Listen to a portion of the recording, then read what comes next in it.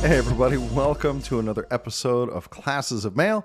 My name is Alan Gigax, and I got an unsolicited letter today from Brian Renfro, president of the National Association of Letter Carriers. And that is prompting this very special episode. I already had an episode of Michael and me answering questions from the mailbag that was going to release tomorrow. As I record this, it is the evening of August 28th. That is the day that this letter came in the mail. So let me give you a little bit of build-up. I have received a number of letters from NALC Headquarters in the past few months.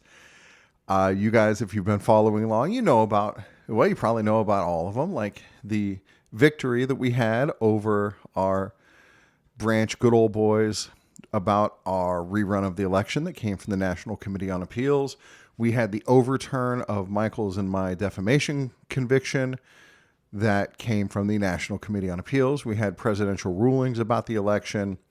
And then most recently, I got that presidential ruling about whether I could run for more than one position in my branch. If you haven't heard that, you should really go back because that sets the table for this one. It's called We Got Another Presidential Ruling and It's a Big One, or something like that. It should only be like 4 or 5 episodes ago. Pretty recent. So I see this morning in my informed delivery that I have a letter from NALC Headquarters from the office of Brian Renfro. And I have no idea what's going to be in there. You know, every time I get one of these letters, I'm nervous because who knows what it's going to be? Who knows whether it's going to go my way or not? And it turns out that every single time it has gone my way. But there's no guarantee that that's going to continue. And so on top of that, I don't know what the content is because every other letter has been solicited by me and I've taken part in making arguments and so on. So what the hell could be in this letter? And it just gnawed at me all day. I talked to some of my supporters, some friends about it, and our prevailing hypothesis was that it would be my branch president appealing the decision that I got from Brian Renfro, that, you know, he would want to overturn that decision so that I could not run for branch secretary and for steward. And who knows how that's going to go? Who knows what that dude might say in his appeal to Renfro? Who knows anything, you know? And if it didn't go my way, what am I going to do? Well, we're going to talk about that. So let's get to it. The end of the day finally comes. I get to go home and I stop by the mailbox, a cluster box where I live, and open up my cluster box, pull out the mail, and I don't go home. I sit there right there in the car and I open the letter. Let me grab it. Here it is. Haven't done paper sounds in a while. This letter is only one page. And as soon as I open it, what does that mean? Is that good? Is that bad? I don't know. So it's only one page. And as soon as I open it, I see that at the top, it is addressed to my branch president. Okay, that checks out. And then I go on to read, and I am going to read you the letter as it is written. It's not very long. It's only 4 paragraphs. Here we go. Dear Brother Redacted, the branch president who is against the democratic process in our union. More on that in a minute. So, Dear Brother Redacted, this is in reply to your letter dated August 14th, 2025, concerning my prior ruling addressing whether individuals may be nominated to serve both as a branch officer and steward pursuant to the NALC regulations governing branch election procedures. So, let me step out here and say that when we got our ruling from President Renfro, I didn't sit on it. I didn't think it was a good idea to spring it at the nomination meeting, which happens in just a couple of days, because, you know, ultimately, I like to think I'm a fair person, and then I want to make sure that you know, I'm not just popping this on somebody without a chance to respond. Well, it turns out, based on the date that this letter to Renfro was sent, my branch president turned around and sent that letter right away. Like, he saw that letter from Renfro, that decision. I was like, oh, this cannot stand. So it goes on. Now, let me preface this a little bit, because a few days ago, I got a call from someone who had attended the NALC state convention in California. And that person told me that, hey, I had an interesting conversation with your branch president. Your branch president was asking me whether I thought that it was okay for somebody to run for steward and for a branch officer position. So now that means that my president already got the letter from Barner, because that was basically included in the letter from Renfro. He got the letter from Renfro, and that's not good enough. So he's now soliciting other opinions, probably trying to find somebody who agrees with him that we should not, that ruling is not right.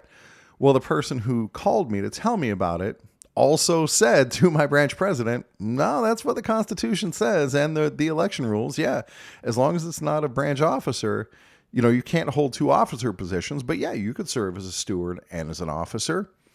So, and then here he is also now, my branch president, sending this letter to Brian Renfro, basically saying, like, in response to the ruling I got, basically saying, nuh-uh, come on. And so we'll go on now with Renfro's reply. While I appreciate your concerns, as national president, it is my responsibility to interpret the NALC Constitution.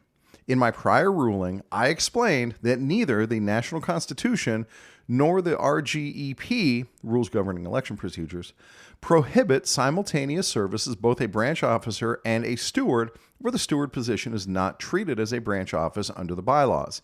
E.g., the stewards are elected by station rather than by the entire membership and do not sit on the branch executive board. Well, all of those things are the way it is in my branch. The stewards are not branch officers. They do not sit on the executive board, and they are elected by the stations. So we check all the boxes.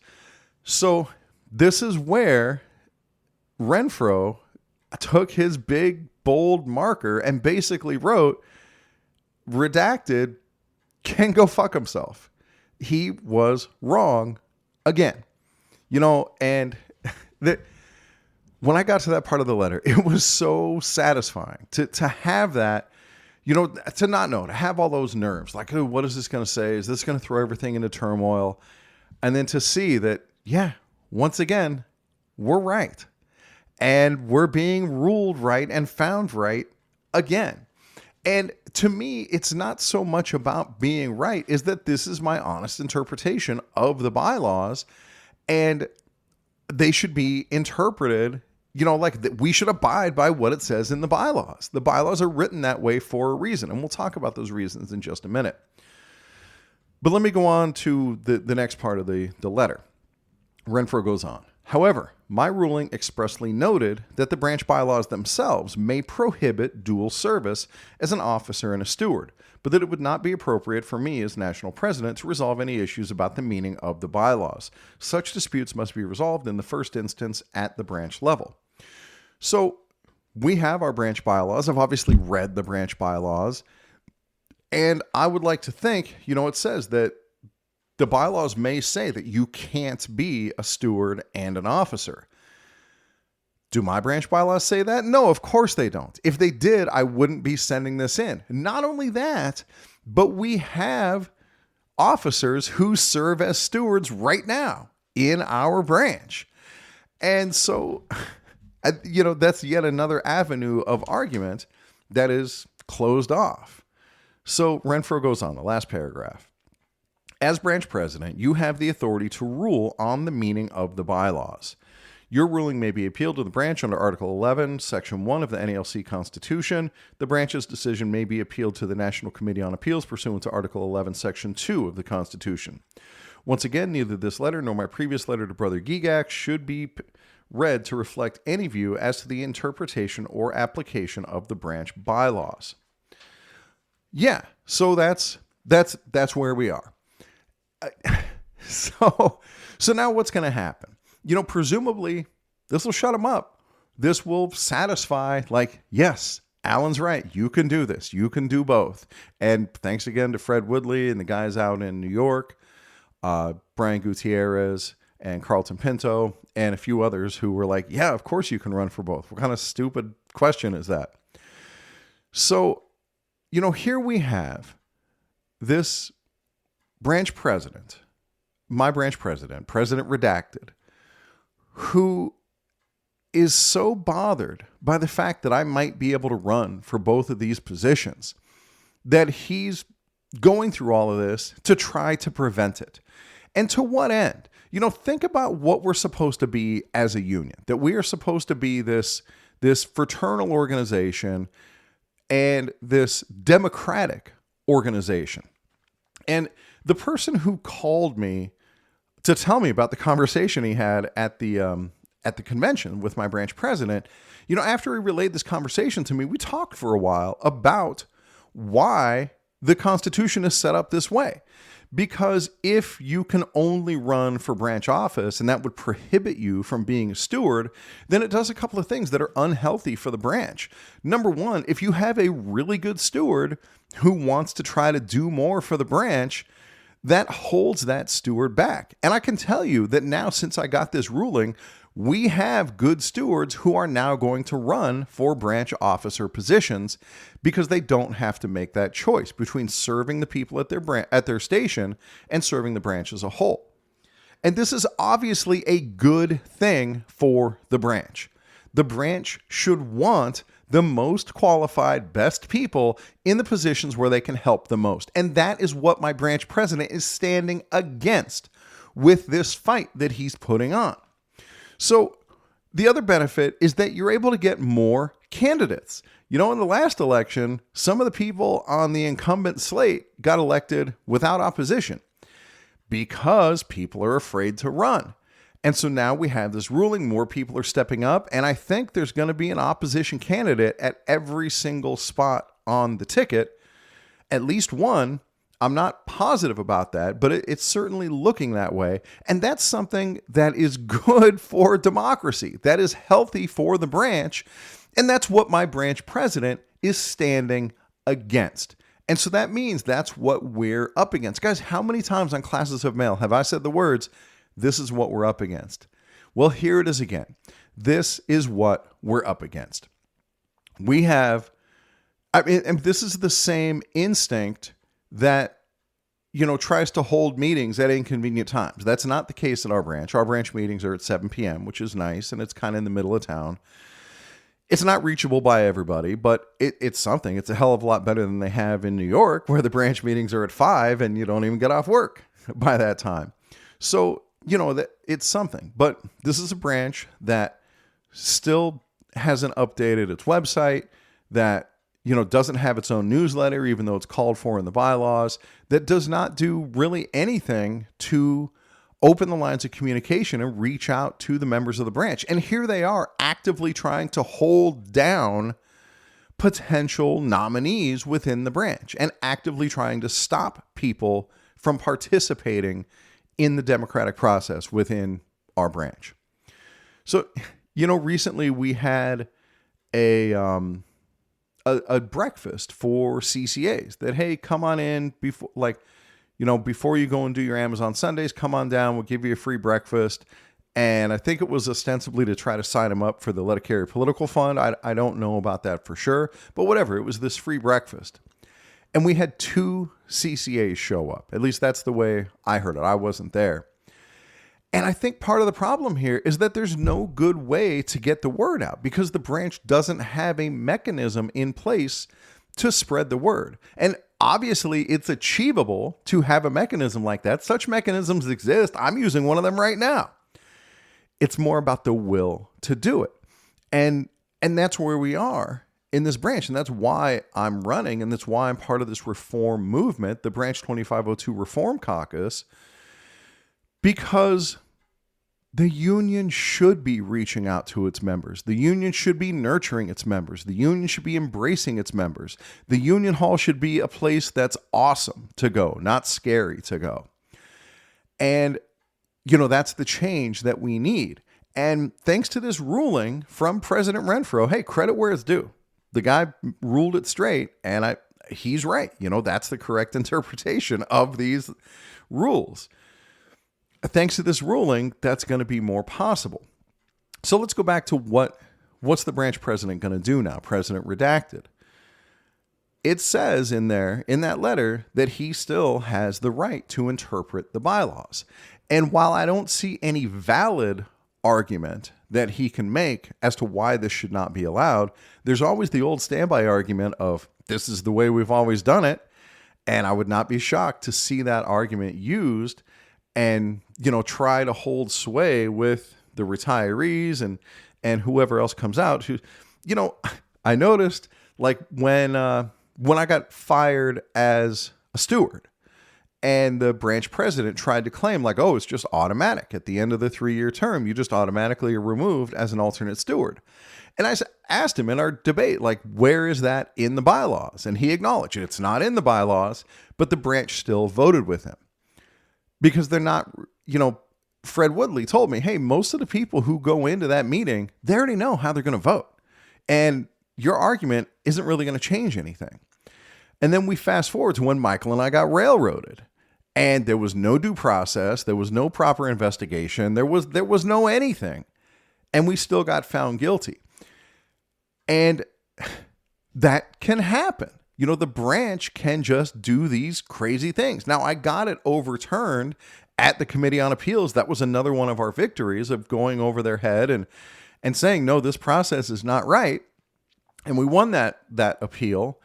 But in the meantime, it sits out there. And this is that abusive process where, let's say, the branch president, manages to get a bunch of retirees in there who don't even know what's going on, and they're just going to vote with whatever he says. And of course, the executive board just votes with whatever he says, regardless of the merit.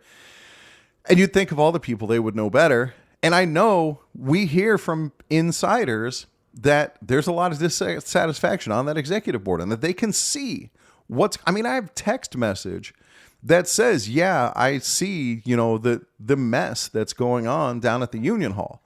But then when it's time to vote, they vote right in lockstep with the president against the will of the branch. And so this is the problem that we may run into here is the president may make some crazy argument that doesn't make sense, that is not consistent with the bylaws, obviously, and just say, this is my ruling. And I rule that you can't run for both of these positions. And then, okay, I'm going to appeal under Article 11. I'm going to appeal to the branch. I'm going to make my argument. But dude, just like in the episode where we got railroaded, in that episode, I could have had Johnny Cochran up there arguing with me because I feel like I made really good arguments and the branch still voted against us.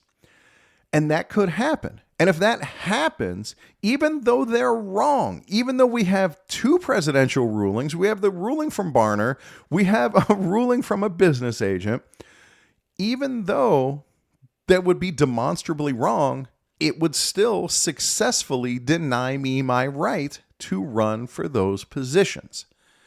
And it would be up to me to appeal and try to unfuck it.